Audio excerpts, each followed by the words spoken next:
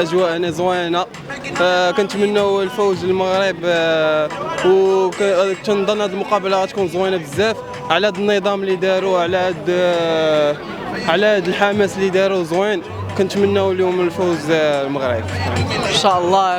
هذا الكاس في بلادنا وغتبقى في بلادنا ان شاء الله، ونتمناو المغرب يربح بشي 5-0، شي نتيجه تكون كبيره ان شاء الله. كاس افريقيا ان شاء الله يديوها المغرب اول مره، وان شاء الله يدوز بخير وعلى خير. ومرحبا المسلمين اجمعين، ومرحبا لافريقيا كلها. ديما مغرب، ديما مغرب، وان شاء الله نتمنى نربحوها ان شاء الله. كثير حلو، وبتمنى كل التوفيق للمغرب وبس. والله كله تمام يعني، فاكرين بكل شيء وهذا المطلوب. جينا بطياره من سويسرا 3 سنة، هو من فرنسا. جابان وان شاء الله كاس افريقيا المغرب، ديما مغرب. ان شاء الله غنجيبوا كاس افريقيا، ما تنساوش ديما مغرب الدراري. اون فالا بروندر ان شاء الله، اون فالا غامني، غادي تبقاو هنايا في الرباط. جينا ب3 بالسويسرا، وان شاء الله غنبرحوا حتى هو من ميلوز كاملين هنايا مجموعين، وديما مغرب الدراري. ديما مغرب.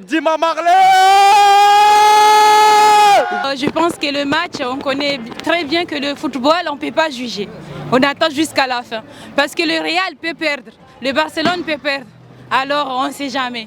Que le meilleur gagne. Vive le Maroc et vive le Jeux Comores. Je pense que c'était bien organisé et je me sens en sécurité en tant qu'étrangère au Maroc. Et que je me sens bien, je n'ai pas la peur, je me sens très bien.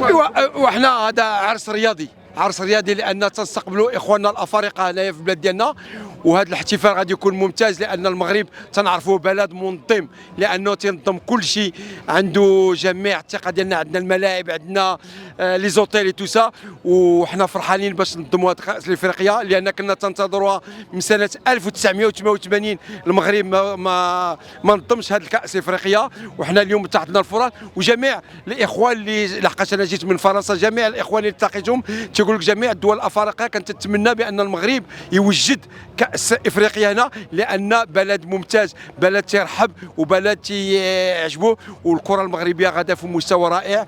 وحنا تنتمنى الله بان الفريق الوطني ديالنا يفوز في المقابله النهائيه.